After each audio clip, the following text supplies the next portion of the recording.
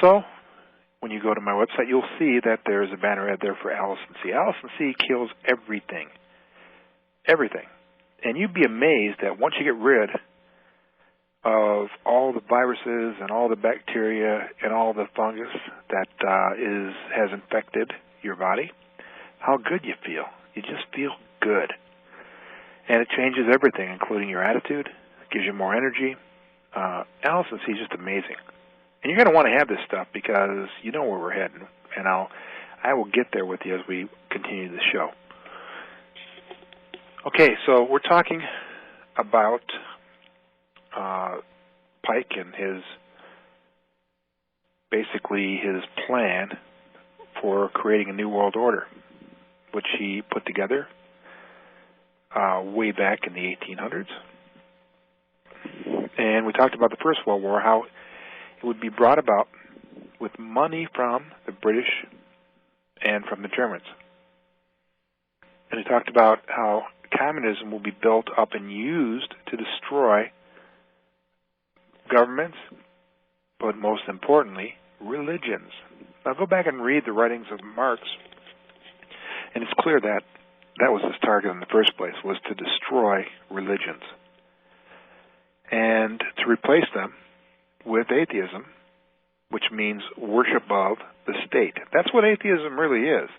It's a worship of self, a worship of the state, and it's a man-made creation that didn't exist before Karl Marx. Look it up. See if you can find any references to atheism before Karl Marx. Okay, so the point is that what ended up happening is that we ended up with the First World War. Now, Pike talked about a Second World War. He said this must be fomented by taking advantage of the differences between the fascists and the political Zionists. This war must be brought about so that Nazism is destroyed and that the political Zionism be strong enough to institute a sovereign state of Israel and Palestine. During the Second World War, international communism must become strong enough in order to balance Christendom, which would then be restrained and held in check until the time when we would need it for the final social cataclysm. So why did Roosevelt sign the Treaty at Yalta? Why did he give away Eastern Europe to Stalin after Stalin had practically been destroyed by the war, along with Russia? You know, Patton wanted to go in and wanted to finish the job with Russia, and that would have been the end of it. But he was forbidden because the banksters and the satanic psychopaths had plans for Russia based on this plan that was designed by Albert Pike in the 1800s. And the plan was this.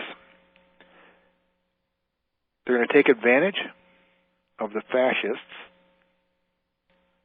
which would be individuals that advocate businesses controlling government and advocate cheap wages and basically slavery for a portion or a great part of the population. For individuals that advocate the eugenics program, who desire to destroy any life that cannot make them a profit. And the political Zionists, which are individuals that wanted to bring about the creation of the State of Israel. So he goes on, and he's basically predicting here everything that happened. We've got Adolf Hitler rising with his anti-Zionist rhetoric at the time. And we've got fascism, and we've got Nazism being destroyed, and then Zionism being a strong enough force to institute a sovereign state of Israel and Palestine. See, this is where it's interesting, because if you think about the Holocaust, the purpose, of course, was to create the state of Israel. That's why they brought everything about. And the purpose for creating the state of Israel was not to establish Judaism as the international religion. These people hate Judaism just as much as they hate Christianity and just as much as they hate any other religion that's out there, including Islam. And that's the point I'm trying to make here. These people are Satanists. They're Luciferians. They do not worship God. They do not worship Jesus Christ. They do not worship Muhammad. They do not worship the Messiah. Their Messiah is Lucifer. And so the whole goal here has been to pit all these different parties against each other until all of them are destroyed. After the Second World War, communism was made strong enough to begin taking over weaker governments. In 1945, at the Potsdam Conference between Truman, Churchill, and Stalin, a large portion of Europe was simply handed over to Russia. And on the other side of the world, the aftermath of the war with Japan helped to sweep the tide of communism into China. And they accomplished all their goals. Which brings me to the Third World War. The Third World War must be fomented by taking advantage of the differences caused by the agent of the Illuminati between the political Zionists and the leaders of the Islamic world. The war must be conducted in such a way that Islam, the Muslim Arabic world, and political Zionism, the state of Israel, mutually destroy each other. Guess what, my friends? The goal is to have Israel and Islam destroy each other. They want to wipe Judaism off the map, and they want to wipe Islam off the map.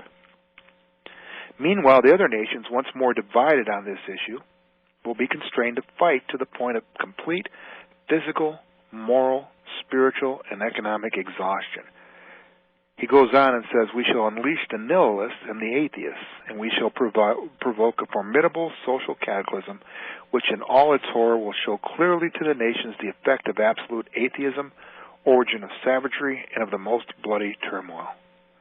Then everywhere, by the way, what he's predicting there is he's predicting that it would be communism, because they're the atheists, right, would be the ones that would be unleashed on the West, on Europe, and on the United States. That's what he's saying right here. Then everywhere the citizens obliged to defend themselves against the world minority of revolutionaries will exterminate those destroyers of civilization, and the multitude disillusioned with Christianity, whose deistic spirits will from that moment be without compass or direction, anxious for an ideal but without knowing where to render its adoration. We'll talk more when we come back, my friends. Stay with us.